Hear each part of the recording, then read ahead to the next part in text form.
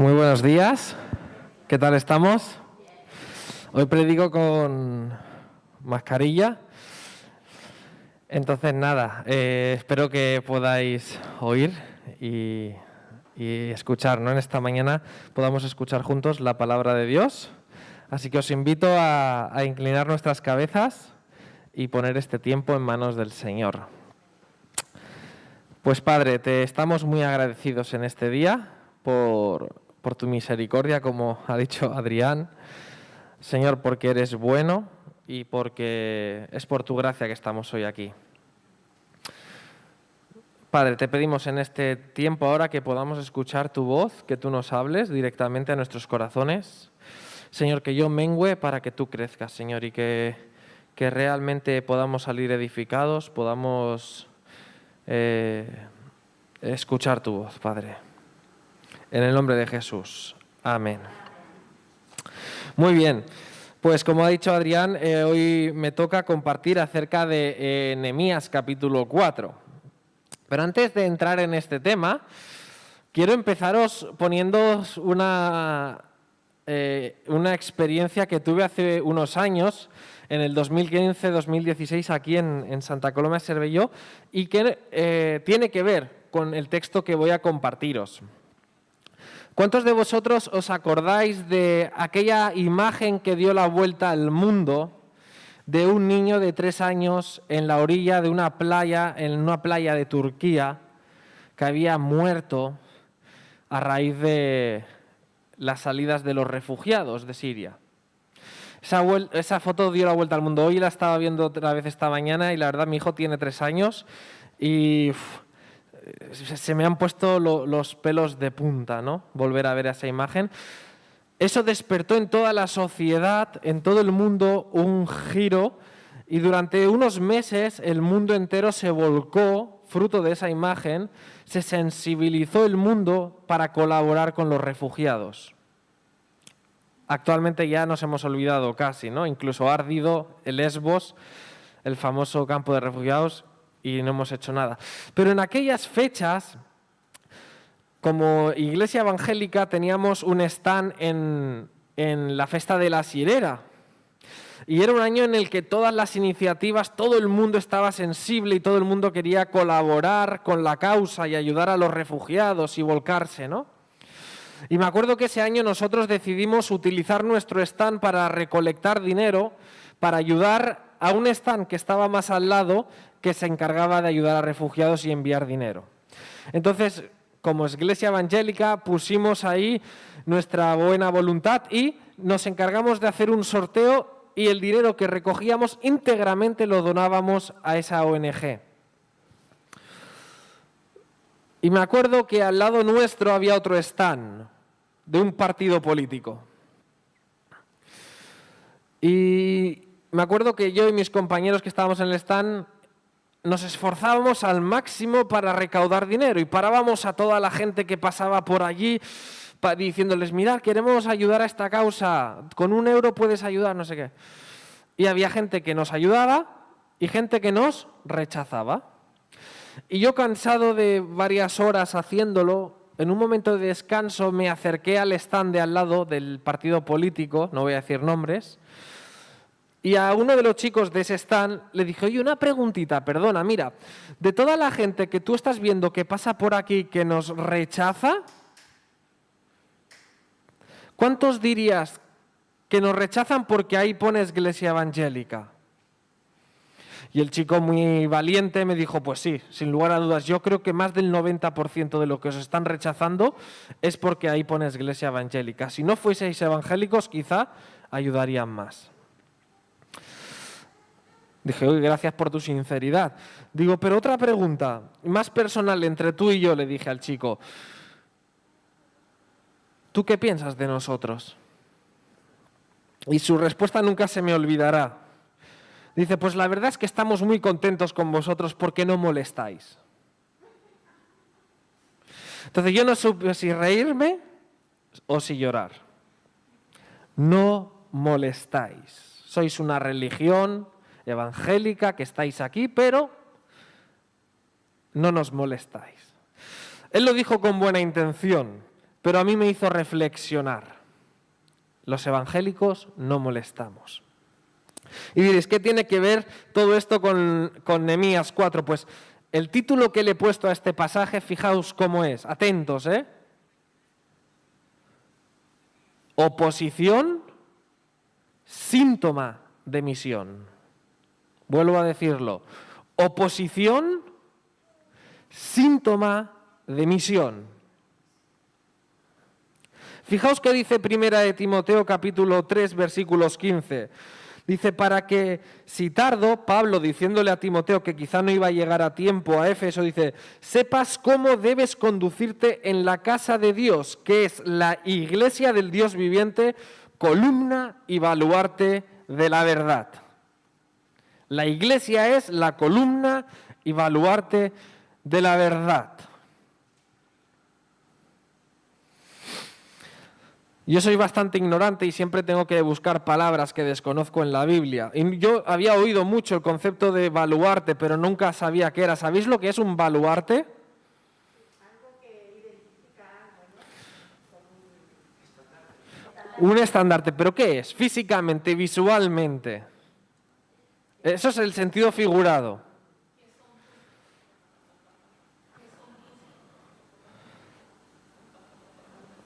¿Valores? No. Un baluarte eran dos cosas físicamente. Una era, ¿os acordáis de imaginaros una película de guerra, de batallas medievales y todo eso? Un castillo, una fortaleza, se levantaban baluartes, que eran una especie de castillos de madera, en el que el enemigo se subía y atacaba las partes débiles de la muralla, con flechas, con piedras, saltando hacia adentro de la muralla. Eso era el baluarte, ese aparato, ¿no? A veces lo hacían con lo que se encontraban por la zona y otras veces llevaban esos castillos ya hechos para entrar a las fortalezas. Pero también el baluarte era otra cosa. Era dos murallas de una fortaleza que se construía una torre para defenderse del enemigo. La iglesia es pilar y baluarte de la verdad. Estamos en este mundo para levantar un baluarte, un pilar en el que el mundo vea la verdad. ¿Sí? ¿Por qué pongo esta base? Porque el texto de esta mañana tiene que ver con la reconstrucción de la muralla de Jerusalén. El pueblo de Israel tuvo la responsabilidad de edificar, levantar un muro nuevamente de la ciudad de Jerusalén en medio de aquellas naciones. Fijaos, un muro. ¿Qué significa el muro en la Biblia? ¿Qué entendemos cuando levantamos un muro? Dice Apocalipsis capítulo 21 versículo 14, el muro de la ciudad tenía 12 cimientos y sobre ellos los 12 nombres de los 12 apóstoles del Cordero. ¿Sí? En Apocalipsis vemos cómo la muralla, el muro que se levantaba eran los cimientos de los apóstoles. Y en Hechos dicen, y perseveraban en la doctrina de los apóstoles, en la comunión los unos con los otros, el partimiento del pan y las oraciones. En la Biblia, cuando vemos simbólicamente los muros, tiende a significar que es levantar la palabra de Dios, la doctrina de los apóstoles. ¿Lo veis? ¿Me hago entender? Cada vez que levantamos muros en esta sociedad es levantar la verdad, baluarte de la verdad, la palabra de Dios, la ley, lo que Dios dice a la humanidad. Por lo tanto, la Iglesia tiene la responsabilidad en medio de este mundo de levantar los muros de la verdad, de decir quién es Dios, qué hace Dios, qué ha dicho Dios. Así que vemos en Nehemías cómo este es el propósito, físicamente reconstruir una muralla, espiritualmente para nosotros levantar la verdad en medio de este mundo. Si me queréis acompañar, vamos a hacer una lectura en Nehemías capítulo 4. No lo vais a ver proyectado desde casa porque no estoy en el ordenador, así que no puedo hacerlo. Pero os invito a buscarlo, a abrir nuestras Biblias y buscad Nehemías capítulo 4.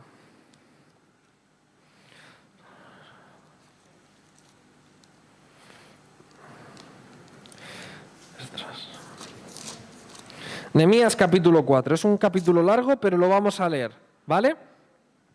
Dice, cuando oyó Sanbalat que nosotros edificábamos el muro, se enojó y se enfureció en gran manera, e hizo escarnio de los judíos.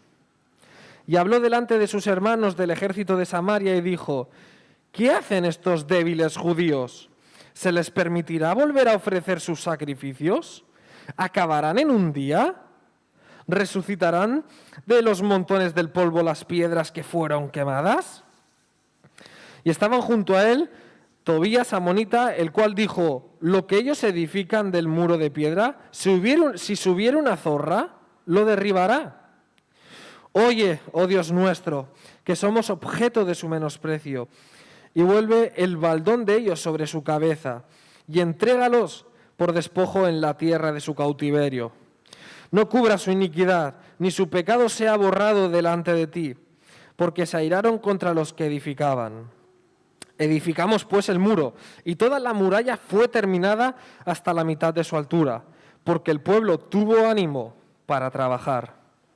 Pero aconteció que oyendo Sanbalat y Tobías y los árabes, los amonitas y los de Asdod, que los muros de Jerusalén eran reparados, porque ya los portillos comenzaban a ser cerrados y se encolerizaban mucho.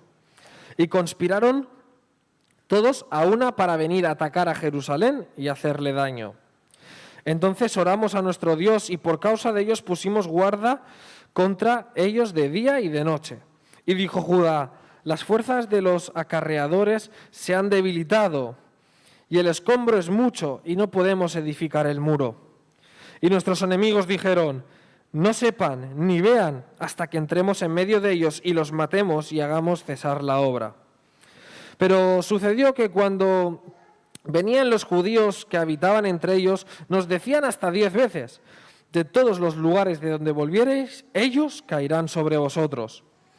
Entonces, por las partes bajas del lugar, detrás del muro y en los sitios abiertos, puse al pueblo por familias con sus espadas, con sus lanzas y con sus arcos. Después miré y me levanté y dije a los nobles y a los oficiales y al resto del pueblo, no temáis delante de ellos, acordaos del Señor grande y temible, y pelead por vuestros hermanos, por vuestros hijos y por vuestras hijas, por vuestras mujeres y por vuestras casas. Y cuando oyeron nuestros enemigos lo que habíamos entendido y que Dios había desbaratado el consejo de ellos, nos volvimos todos al muro, cada uno a su tarea. Desde aquel día la mitad de mis siervos trabajaba en la obra y la otra mitad tenía lanzas, escudos, arcos y corazas. Y detrás de ellos estaban los jefes de todas las casas de Judá. Los que edificaban en el muro, los que acarreaban y los que cargaban, con una mano trabajaban en la obra y la otra tenían la espada. Porque los que edificaban, cada uno tenía una espada ceñida a sus lomos. Y así edificaban, y el que tocaba la trompeta estaba junto a mí. Y dije a los nobles y a los oficiales y al resto del pueblo, la obra es grande y extensa, y nosotros estamos apartados en el muro, lejos unos de otros. En el lugar donde oyereis el sonido de la trompeta, reuníos allí con nosotros, nuestro Dios peleará por nosotros. Nosotros pues trabajamos en la obra, y la mitad de ellos tenían lanzas desde la subida del alba hasta que salían las estrellas. También dije entonces al pueblo, cada uno con su criado permanezca dentro de Jerusalén, y de noche sirvan de centinela, y de día en la obra. Y ni yo, ni mis hermanos, ni mis jóvenes, ni la gente de guardia que me seguía nos quitamos nuestro vestido. Cada uno se desnudaba solamente para bañarse. Hasta aquí la lectura de la palabra. Es un texto largo, pero súper actual y súper interesante. Fijaos, nos ponemos en contexto. El pueblo de Israel ha sido exiliado, ha sido deportado por su rebeldía y su alejamiento de Dios, y vemos cómo 70 años después Dios, a través de Esdras y Zorobabel, hace retornar a un grupo que se instalan nuevamente en Jerusalén y reconstruyen ¿el qué? El templo. Con sus más y sus menos consiguen reconstruir el templo, pero acontece que pasan unos años y la ciudad sigue destruida. Solo hay un templo en medio de la ciudad, todo lleno de ruinas, y llega eso a oídos ¿de quién? De Nehemías. Nehemías está sirviendo al rey de Persia, Artajerjes, como copero del rey. Y se entera de que la ciudad sigue totalmente destruida, las murallas caídas. Y Dios le encomienda volver a Jerusalén. Así que Nehemías recibe el favor del rey persa, no solo anímicamente, sino económicamente le ayuda a retornar para reconstruir la muralla derrumbada. Ese es el contexto. Y nos encontramos con un pueblo que empieza a edificar la muralla y aparece la oposición. En esta mañana vamos a ver a través de esta oposición cómo el pueblo de Dios debe afrontar el ataque del enemigo en la misión. Porque como os he dicho, la opresión es síntoma de la misión. Vamos a empezar. Vamos a ver el primer acto del enemigo. Dice el texto, cuando oyó Sanbalat que nosotros edificábamos el muro, se enojó y se enfureció en gran manera e hizo escarnio de los judíos. Esta es la primera fase del conflicto. Yo he llamado a esta fase la fase psicológica de la opresión. Nos encontramos como mientras los judíos no reedificaban la ciudad, no había ningún problema en la zona. Pero fue cuando ellos decidieron remover los escombros y empezar a construir el muro que empezaron a moverse de las naciones de alrededor a incomodarse por la presencia nuevamente de los judíos. Porque cuando uno empieza a levantar la verdad, cuando uno alza la voz y proclama la verdad del Evangelio, empieza a incomodarse la gente de nuestro alrededor. Sanbalat, dice el texto, que hizo escarnio. ¿Sabéis lo que es el escarnio? Suena muy feo ya de por sí, ¿verdad? El escarnio es la burla cruel con finalidad de humillar y despreciar a alguien. Así que Sanbalat decidió empezar humillando a los judíos. Dice el texto que, ¿cómo lo hizo? Lo hizo con 3 preguntas. Dice, ¿qué hacen estos débiles judíos? ¿Se les permitirá volver a ofrecer sus sacrificios? ¿Acabarán en un día? ¿Resucitarán de los montones del polvo las piedras que fueron quemadas? Para que os hagáis una idea de lo que aconteció allí. Estaban los judíos trabajando en el muro, empezando a construir, y se acercó Sanbalat con su ejército, con otros personajes de la zona y reyes y autoridades, y frente a los judíos empezaron a hacer escarnio, a burlarse de ellos, a criticarles con este tipo de acusaciones o de menosprecio. ¿Qué hacen estos débiles judíos? Menospreciando que quién eran ellos para iniciar algo tan grande como reconstruir aquel muro. No valéis nada, no tenéis capacidad de ningún tipo para levantar este muro. ¿Se os permitirá volver a ofrecer sacrificios? ¿Vuestros rituales? ¿Vuestras costumbres? ¿Con lo bien que estábamos sin vosotros? ¿Acabarán en un día la muralla? Esta pregunta me ha gustado porque nos pasa muchas veces cuando hablamos del Evangelio. Cuando hablamos de la oración, del poder de la oración, que Dios tiene poder para hacer cosas de forma automática, con poder y rápidas. No dependen de nuestras habilidades, de nuestras capacidades. Si es Dios el que lo hace, con la oración podemos ver cosas grandes.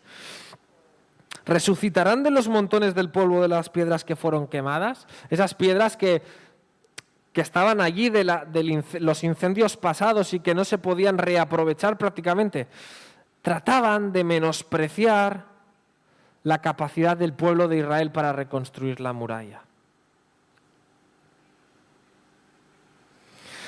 Fijaos, hermanos, cuando nosotros predicamos el Evangelio, cuando como iglesia intentamos compartir la verdad a nuestros familiares, a nuestros amigos, a la gente que nos rodea, ¿cuántas veces surge el menosprecio? Tu fe, ¿quién eres tú? Mira la vida que llevas, ¿de dónde vienes? ¿Quién eres tú para cambiarme a mí? ¿Verdad? Eso de que tú haces tus ritos, tus sacrificios, tus oraciones, tus alabanzas a Dios, eso no sirve para nada. Eso a lo mejor te sirve a ti, pero eso no vale para nada. Y nos encontramos un continuo menosprecio, una opresión psicológica al creyente por nuestra fe, por nuestra verdad que viene de Dios. Ese es el tipo de ataque que encontraremos en la misión, un ataque psicológico. Pero fijaos, hermanos, vemos una respuesta a este ataque. Dice el texto que el pueblo de Israel, los judíos, al recibir el agravio, dice: oye, oh Dios nuestro, que somos objeto de su menosprecio, y vuelve el baldón de ellos sobre su cabeza, entrégalos por despojo en la tierra de su cautiverio. No cubra su iniquidad, ni su pecado sea borrado delante de ti. Durísimas palabras, ¿verdad? Estas palabras chocan con la actitud de Jesús en el Nuevo Testamento, ¿no? Cuando Jesús nos dice, por ejemplo, en Mateo, ¿no? En Mateo 5, cuando nos dice que amad a vuestros enemigos. Si alguien te bofetea, pon la otra mejilla, ¿no? Choca ver cómo la respuesta de Nehemías y del pueblo de Dios es tan agresiva contra sus enemigos ante el ataque psicológico, ¿no? Y es que la palabra de Dios nunca oculta esta realidad en nosotros. Cuando alguien ofende, cuando alguien nos ataca y nos menosprecia, nuestra humanidad hace que salga en nosotros la ira, el enojo. Y Dios lo conoce. Dios no lo ignora. Lo difícil es responder con amor, con perdón a que nos ataca. Pero la Biblia no lo oculta. Esto es lo que vendría a ser una oración conocida como imprecatoria, de ataque, ¿no? de violencia, ¿no? Pero fijémonos en dos detalles de esta reacción. En ningún momento el pueblo de Israel, los judíos, hicieron este ataque hacia ellos.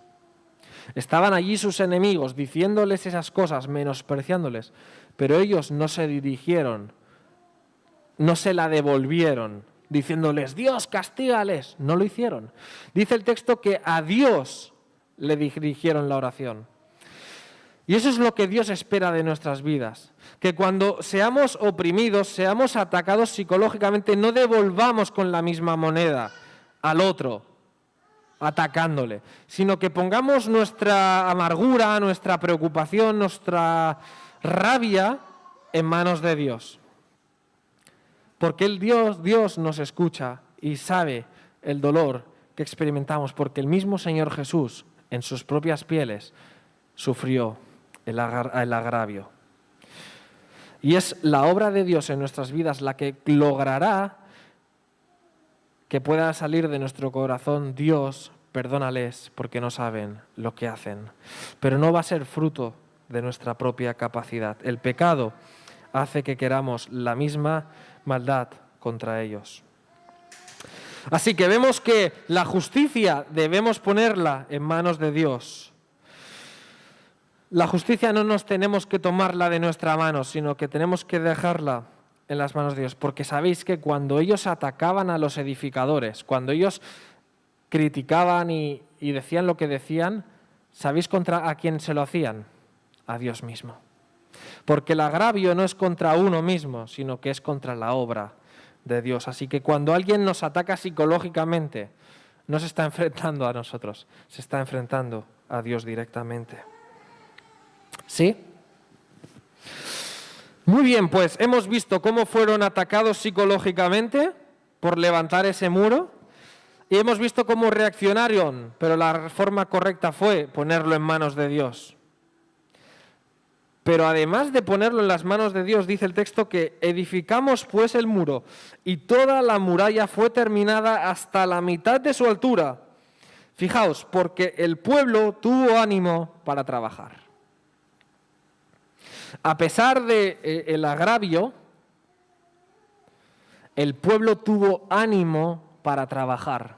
Una vez puso en manos de Dios el conflicto, siguió trabajando con confianza y hacia adelante. ¿Sí? Así que esta es la primera fase de la oposición que se encontraron los israelitas. ¿Y cuántas veces en nuestra vida nos hemos desanimado porque nos han criticado, porque han cuestionado nuestra fe? Pero debemos con alegría seguir adelante poniendo las manos en el Señor, su obra. Segunda fase. Dice el texto, pero aconteció, fijaos, que oyendo Sanbalat y Tobías y los árabes, los amonitas y los de Asdod, que los muros de Jerusalén eran reparados, porque ya los portillos comenzaban a ser cerrados, fijaos, se encolarizaron mucho y conspiraron todos a una para venir a matar, atacar a Jerusalén y hacerle daño. Fijaos, primera fase, opresión psicológica. Pero cuando vieron que el pueblo de Israel seguía, que no se derrumbaba, pasaron a una segunda fase, el cólera. El cólera es un enojo muy grande y violento. Y es que cuando vieron que aquellos edificadores continuaban a pesar del menosprecio, no se apartaron o dejaron de presionar, sino que todo lo contrario, fueron a más. Y esta es una realidad que acontece en la misión. Cuando uno habla, expresa, comparte el Evangelio, comparte lo que Dios hace en su vida, el poder de Dios obrando y levantando y cambiando nuestras vidas, nos escuchan. Pero cuando tu vida pasa de las palabras a la acción, cuando se convierten en hechos, el enemigo se ofende todavía más. Cuando ven que tu vida es realmente cambiada, cuando tú cambias cosas, cuando la palabra de Dios se cumple, eso encoleriza todavía más al enemigo. Y pasan de una molestia a ser un verdadero problema físico y violento. Dice que si tuviésemos un mapa delante, los enemigos que se nos mencionan aquí eran todos los que rodeaban Jerusalén. Por lo tanto, los judíos estaban solos ante el enemigo. Todos se pusieron de acuerdo para intentar derrumbar que el muro no fuese construido. Normalmente, todas las áreas de nuestro alrededor se encargarán de intentar frustrar la verdad de Dios. La sociedad, los familiares, la educación secular, todos intentarán decir que nuestra verdad en la palabra de Dios no es lo que es. Así que esa es la realidad que nos encontramos en esta segunda fase. Y fijaos lo que dice. Dice el texto, la consecuencia es que entonces oramos a nuestro Dios. Nuevamente, ante la segunda embestida del pueblo, de los enemigos, el pueblo de Dios oramos. Y es interesante porque dice, entonces oramos. Nehemías está englobando a todo el pueblo. No era responsabilidad de Nehemías orar por la opresión, era responsabilidad de toda la ciudad. Orar para que Dios respondiese.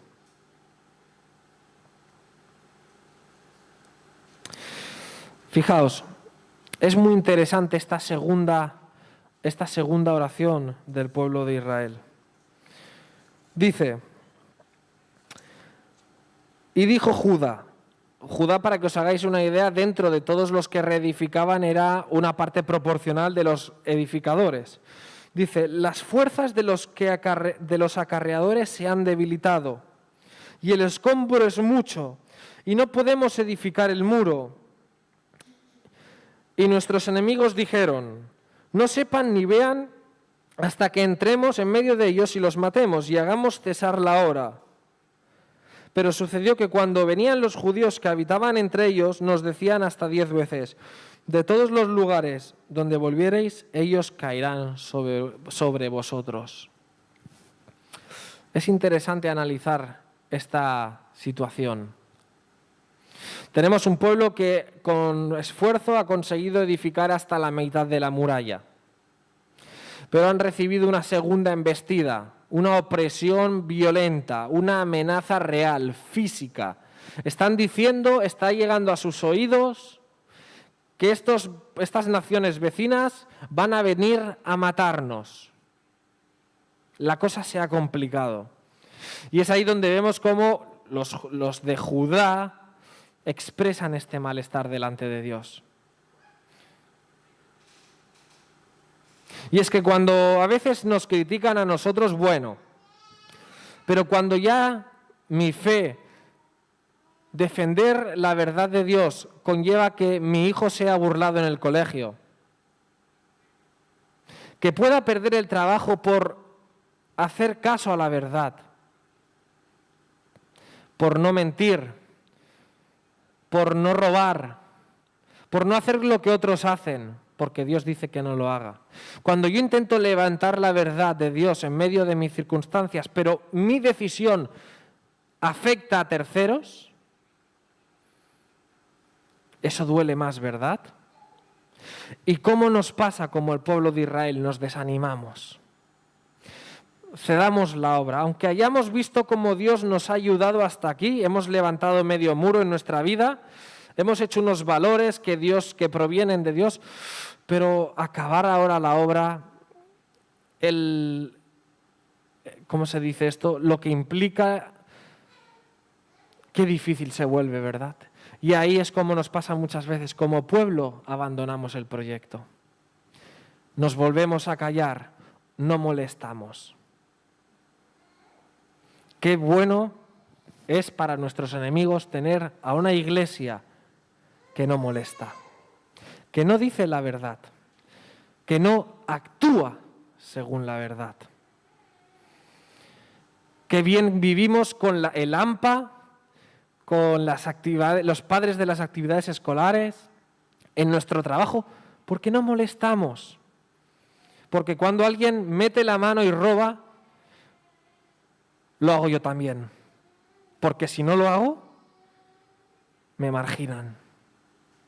Cuando alguien está en el trabajo y tiene que mentir porque su jefe se lo dice, me callo y lo hago para no molestar. Pero la iglesia no estamos puestas para eso. Nuestra iglesia está para levantarse y, a pesar de los errores, volver adelante. Volver a ver nuestra mirada, porque Dios conoce nuestras debilidades y fallamos y nos equivocamos. Pero debemos volver a mirar a Dios y reconducir nuestras vidas para alabarle, para serle útiles en su proyecto. Dios no castigó al pueblo de Israel por reconocer su debilidad, por haberse equivocado, sino que Dios les perdonó y les ayudó para hacer frente a la causa. Fijaos, una vez después de poner este tema en manos de ponerlo en oración, el pueblo se puso manos a la obra. Probablemente la obra se estancó un tiempo por los problemas que hubieron. Fijaos, se construyó hasta la mitad. No sabemos cuánto tiempo tardaron en reponerse. Tardaron 52 días en acabar la obra, pero no sabemos en medio cuánto tardaron en volver a ponerse, ¿verdad? Pero seguro que sabemos que en medio de la misión vamos a encontrar opresión, no solo psicológica, sino física, que afectará a terceros a nuestro alrededor. Siguieron una estrategia. Dice el texto que el pueblo de Israel entonces Dice, no lo voy a leer porque es un párrafo largo, pero se pusieron manos a la obra. Y quiero destacar 2 detallitos de esta estrategia. La primera es, fijaos qué dice. Dice, Nehemías dijo a los oficiales y al resto del pueblo, no temáis delante de ellos y acordaos del Señor, grande y temible. Porque aunque nuestros miedos, nuestros temores es a las amenazas de la gente que puede poner en duda nuestra fe o atacar a nuestra gente querida, por encima de ellos está Dios, que es más grande y más temible. Porque lo que ellos nos pueden quitar quizás es hasta la vida, pero la vida aquí, no la vida allí. Dios es más grande y más poderoso y solo cuando entendemos su grandeza, su soberanía sobre todas las circunstancias y reconocemos nuestra debilidad frente al enemigo, es cuando Dios puede hacer verdaderas maravillas a través de nosotros. Así que el pueblo de Israel responde focalizándose en el verdadero temor en el que hay que tener lo que es Dios y no en los enemigos, y se pusieron a edificar los muros. Pero no los edificaron solo sin tomar precauciones. Cogieron la espada y se organizaron para tirar adelante ante la amenaza del enemigo. ¿Y esto de qué nos habla? Pues de que muchas veces debemos formarnos para prepararnos cuando somos atacados por nuestra fe, por nuestras convicciones, por la verdad. ¿Y cómo se defiende uno? ¿Qué dice la Biblia? ¿Cómo uno sale a la batalla? Dice Efesios capítulo 6 que nos armemos ¿de qué? De la armadura de Dios. Dios no nos ha dejado en este mundo desprovistos, nos ha puesto una armadura para hacer frente a los ataques del diablo. Fijaos lo que os he dicho al principio, el muro que representa la verdad, la palabra de Dios, la ley de Dios en medio de este mundo, levantada por la Iglesia, para que el mundo la oiga, el mundo la sepa. Y dice el texto que se armaron con espadas, además me llama la atención. ¿Y sabéis qué es la espada en la armadura de Dios en Efesios 6, versículo 17? ¿Qué es la espada? La palabra de Dios. ¿Sí? ¿Cómo vencer al enemigo o cómo defenderse del enemigo? A través de la palabra de Dios. Hoy en día perdemos mucho tiempo con argumentos seculares, argumentos que no son la palabra. Dios quiere que nos nutramos del conocimiento de su palabra para que con esa misma palabra venzamos los argumentos del enemigo.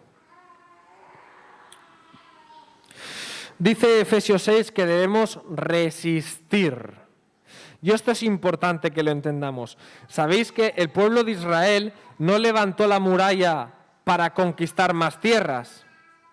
El pueblo de Israel levantó la muralla para volver a generar en medio de aquellas naciones la identidad del pueblo de Dios. Un pueblo escogido, un pueblo separado del mundo, pero en medio de este mundo. Las naciones tenían miedo de que el pueblo de Israel quisiese empezar a conquistar imperios. Pero no era el propósito. Dios quiere que levantemos la verdad y que la misma verdad conquiste los corazones de aquellos que nos vuelven. Nuestra misión no es sacar la espada para ir matando. La espada que Dios nos ha dado es para convencer a través del Espíritu Santo a aquellos que nos atacan. ¿Sí? Pues para ir acabando, vemos finalmente 2 detalles prácticos. Dice el texto que, y dije a los nobles y a los oficiales y al resto del pueblo, la obra es grande y extensa, la misión es grande y extensa. No solo es Santa Coloma, es el mundo entero. Y nosotros estamos apartados en el muro, lejos unos de otros. En el lugar donde oyereis el sonido de la trompeta, reuníos allí con nosotros. vuestro Dios peleará por nosotros. Nosotros, pues, trabajamos en la obra, y la mitad de ellos tenían las lanzas desde la subida del alba hasta que salían las estrellas. No sé si os imagináis la escena. Está todo el pueblo esparcido por toda la muralla. Están diciéndoles que les pueden atacar por cualquier lugar porque están por todos los lados. Y Nehemías les dice, fijaos, cuando oigáis la trompeta, id corriendo todos a ese lugar. Os necesitamos. Pero mirad, hermanos y hermanas, qué detalle más bonito. Dice, vosotros, donde oyereis el sonido de la trompeta, reuníos allí. ¿Sí? Corriendo todos para allí. Pero fijaos, nuestro Dios peleará por nosotros. ¿Para qué voy? Si Dios ya lo va a hacer, ¿no? Pero hay que ir. Y eso es lo que Dios nos pide. Que para levantar el muro hay que ir. Hay que defenderse. Hay que estar presentes. Solo así veremos verdaderas obras maravillosas de Dios. Si nos quedamos quietos, no conseguiremos nada. No veremos cómo Dios pelea por nosotros. Así que el Señor nos ayude a estar unidos.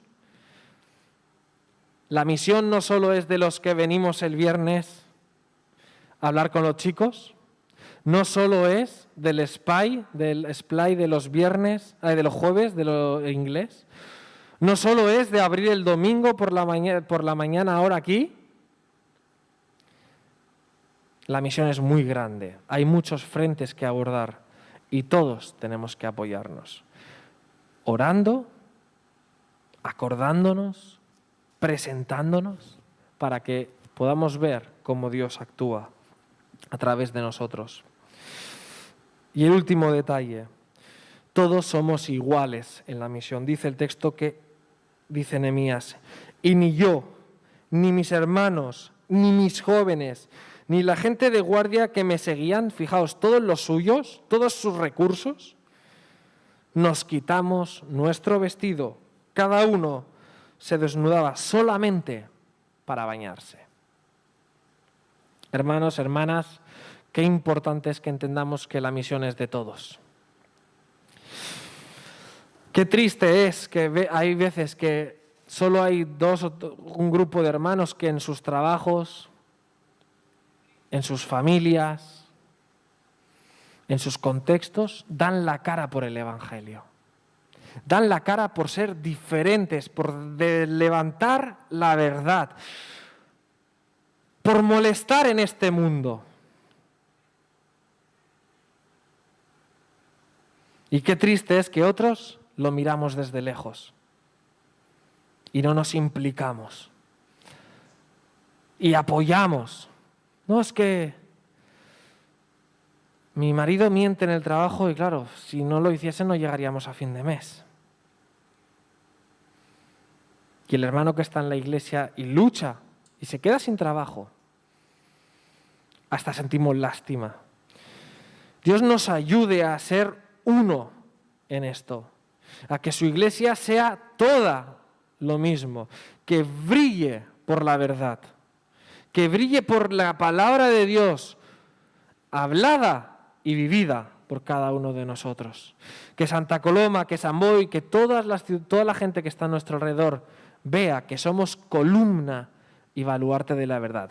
Que somos muros, somos baluartes en construcción, imperfectos, débiles, pero capitaneados por el Dios viviente. El único que tiene poder para vencer al enemigo sin levantar una espada. Porque el pueblo de Israel no tuvo que pelear.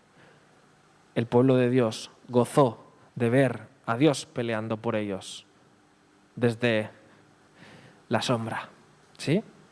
Pues que el Señor nos ayude a ser esa columna, ese muro que se levanta con piedras, fijaos, piedras quemadas, piedras sin propiedades. Tobías dijo, si se subiese una zorra encima del muro, se derrumbará. Traducido a nuestro tiempo, si se subiese un gato de esos que se suben por todos los lados, se derrumbará. Ese muro está compuesto por ti y por mí. Pero es un muro que brilla delante de las naciones, porque lo sostiene Dios. No por nuestras capacidades, sino por la gracia de Dios. ¿Sí? Vamos a acabar con una oración. Os invito a que nos inclinemos ahí donde estamos, cada uno en su intimidad.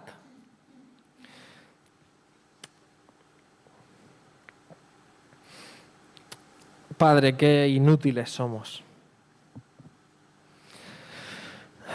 Qué incapaces nos sentimos de ser columnas, de ser baluartes en medio de este mundo. Padre, qué rápido nos debilitamos, qué rápido nos escondemos cuando nos critican, nos menosprecian, y ya no te digo cuando está en peligro cosas mayores como nuestra reputación, nuestra familia, nuestra economía. Qué débiles somos, Padre. Ayúdanos a priorizar. Ayúdanos a priorizar en medio de nuestras vidas tu proyecto. Señor, a levantar los muros de la verdad, a compartir acerca de quién es Jesús, de cómo esa piedra angular sobre la que estamos edificados nos sostiene en medio de este mundo. Padre, queremos brillar, queremos ser muros fuertes en medio de esta sociedad, que no tengan temor a estos enemigos, a la opresión, que seamos conscientes de lo que nos encontramos, pero que sobre todo sepamos a quién hay que temer de verdad. Obra en nuestras vidas. Señor, ayúdanos a ser esa piedra en el calzado en medio de este mundo. No por nuestras cosas, sino por tus argumentos, por tu palabra, por tu verdad. Ayúdanos a apoyarnos los unos a los otros, a ser parte responsables de la misión, a colaborar, a ser activos. Si eso no es así, Señor, no veremos cómo tú obras con poder, no veremos cómo tú peleas por nosotros. Así que danos las fuerzas, transforma nuestras vidas y conviértenos, Señor, en edificadores que extienden tu reino. En el nombre de Jesús. Amén. Amén, Señor. Pues que el Señor nos ayude en la misión, ser conscientes de la opresión en la misión como síntoma de ella misma. Y si no hay opresión, quizá no hay misión. ¿Sí? Pues quedamos despedidos.